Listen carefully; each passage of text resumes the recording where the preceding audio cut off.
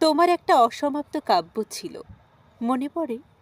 জীবন খাতার সব পাতায় লিখেছিলে তারে। কখনো বা টিনের চালের ঝুমঝুম ঝুম বৃষ্টি, কখনো বা ভর দুপুরে প্রখর রোদ মিষ্টি। গ্রীষ্ম বর্ষা এক হতো সেথা, রোদ বৃষ্টি মিলে। হেমন্তকেও ডাকতে তুমি শরৎ মেঘের কোলে। পাতা ঝরা শীত জুড়েও থাকত রঙিন বসন্ত। একটি কাব্যই ষড়ঋতু, নেই যেন তার অন্ত।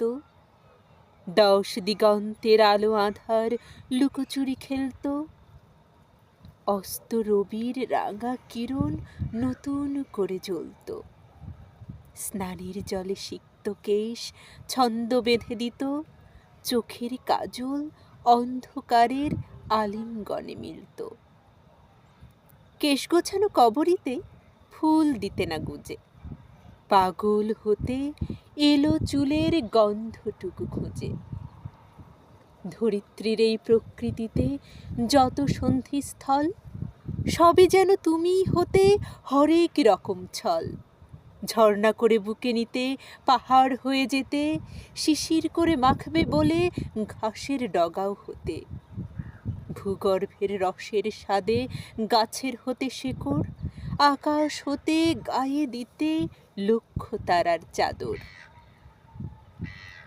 এখন তো সব পুরনো দিনের ছেঁড়া বইয়ের পাতা। কাব্য তোমার মারা গেছে, ফুরিয়ে গেছে কথা। দিন পেরিয়ে যুগ পেরিয়ে 25 হলো পার। তোমার কাব্য মারা গেলেও দাফন হয়নি তার।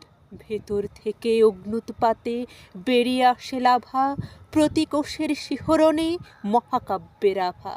তোমার ঘরে নতুন ছন্দ, নতুন তোমার খাতা।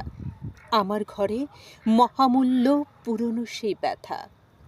তোমার পাহাড় ক্ষয়ে গেছে, নেতিয়ে গেছে ঘাস, শেকড় তোমার ছিঁড়ে গেছে, বৃথা তোমার শ্বাস। আমার ভেতর ঝর্ণাধারা বইছে এখন রোজ।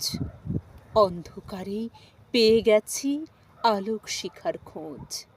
তোমার কাছে এখন আমি নিষিদ্ধ এক কাব্য।